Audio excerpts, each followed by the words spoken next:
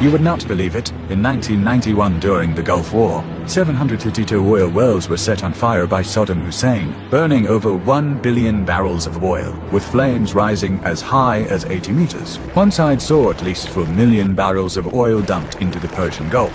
An 800-kilometer black oil slick spread across the sea. This double disaster began with war.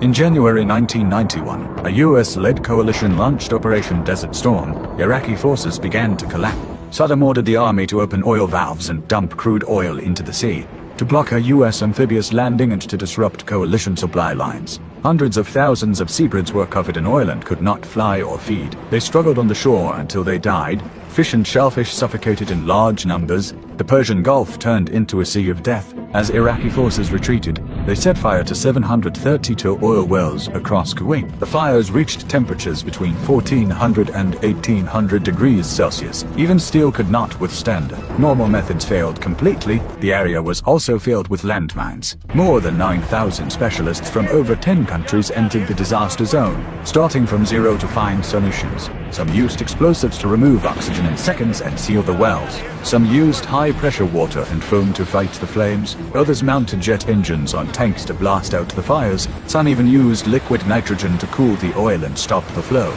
But reality was far harsher. Extreme heat, toxic fumes, and lack of water made the work dangerous. Firefighters wore heavy protective gear and worked long hours every day.